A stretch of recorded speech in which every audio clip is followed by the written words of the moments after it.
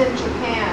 I know her. Yeah, and she dresses a I remember certain older way. work too, and just Yeah. like her, just kind of like when we were just maniacal, kind of like just repetitive. Well, for her it's dots. not. I'm sure that she Finds it intends meditative. to. Well, no, I mean she could be writing the Constitution or something, or the, Emancipation Proclamation. Who knows what Right. she's doing, but it ends up being a polka dot.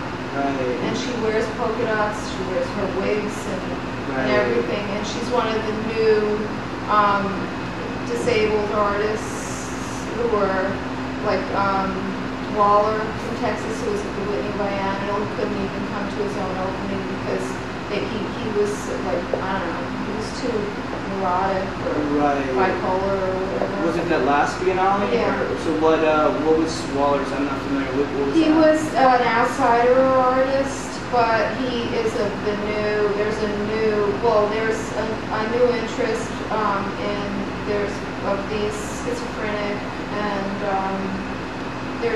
So like a kind of Dibafay kind of reference? What his work is? Well, no, not. I mean, just like the idea of that whole like mental illness and I think of this thing like Daniel Johnson too. That's who I think I was just thinking. Daniel Johnston. Yeah, Waller, Texas. Oh yeah, okay, Yeah. Daniel. Yeah. I know people that know him and have worked with him and stuff too. Yeah. So, yeah. So. Well, I don't know. I mean, I'm sure that there's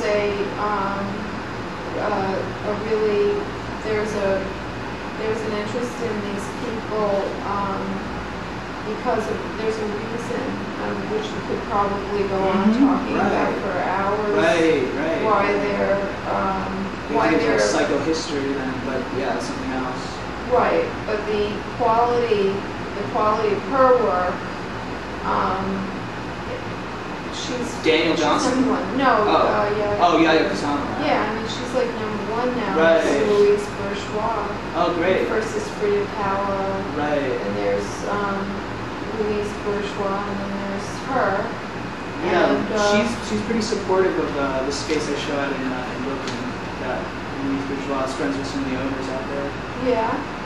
She's 95. Mm-hmm. And she has a son, right? Yeah. Her son wants to marry me. Oh, cool! Congratulations. Yeah, but I didn't. Okay. I didn't do it. You shot him down? Did I? I don't think I shot him down. I just I have nothing to like offer him. Yeah. Really? Except for my body, and so because I didn't offer him my body, because I have nothing to offer him but my body, it became a vicious circle. And finally I lost out. That's what happened with that, but let's see. Hello, my name is Heather Schwalb, and my mom just recently interviewed you, and yes, I am right now. Great. So I noticed this piece of art right up here. What made you put the red in the background?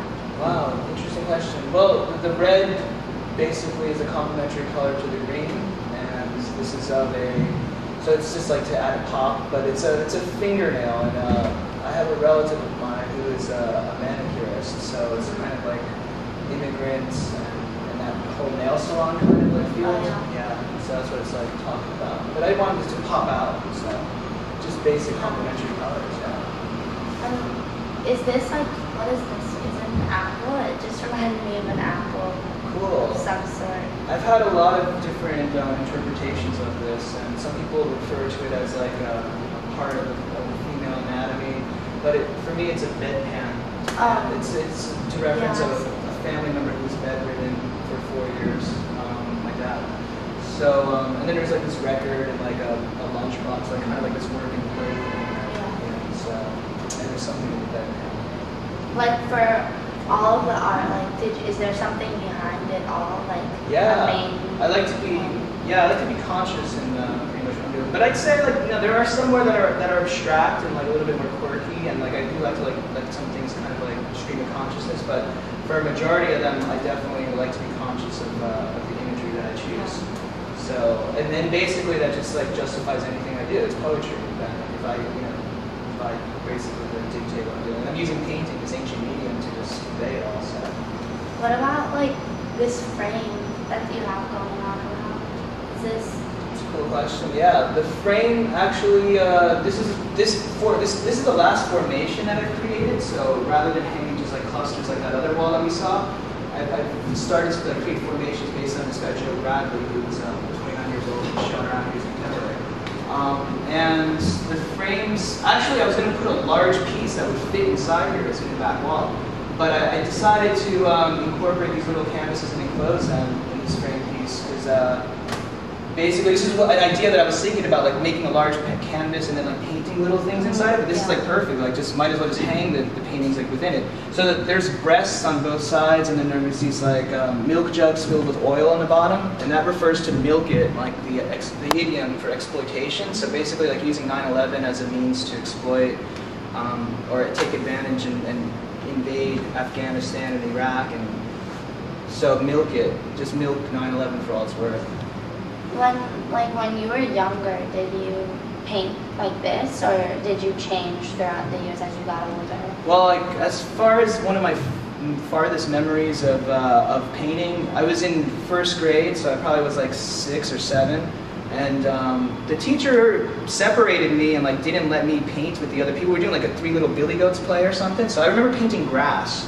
But then I didn't really paint. I played guitar, and then I started painting when I was 16 to get into art school. Remember, so I started painting when I was 16, 17. I noticed this piece of work. Do you think you could explain it to me? Like wanted to basically point out. Right. Well, this is another formation piece that I've constructed, and prior to this, I was working with like field goal post formations and pagodas.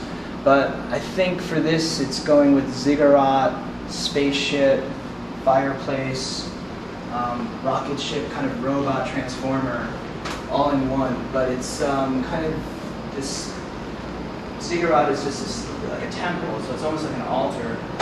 And I use a lot of symmetry within each piece so that people can, if they want to, they can reference these kind of like opposites that are happening on both sides, or connections. So behind you, like those orange razors, those are 9/11 razors, because I don't really believe in the myth that, like people had box cutters up on their airplanes on 9/11. And there's a magnifying glass over there too. These are Abu Ghraib dogs as an aftermath with the Abu Ghraib gesture, the thumbs up. And then there's like George Bush's megaphone, because he came 4 days after 9/11, I think, and he was like riding on top of a fireman saying, "We're gonna get these guys who did this." And I just, it's just like all an act, and I'd rather believe in a fiction than like, let this like unofficially elected president just, kind of carry on this way. So I get into like, Katrina, 9/11, and this global warming all mashed up together in this piece over here, and a lot of Americana references with like twisters and funnel clouds, twisters and atomic explosions, soccer balls and football helmets, and some good things about America, like Benjamin Franklin. And this is a rail slide basically, so like that's for skaters. I mean, whatever. I don't skate anymore, and I think it's all like pretty testosterone or aggressive anyway, or whatever it is now. So I don't really care about skating, but I mean, as a kind of like as a teenager, it was fun. So I mean, skateboarding is American, and that's really great, and electricity, and things like that. I try to like find something interesting.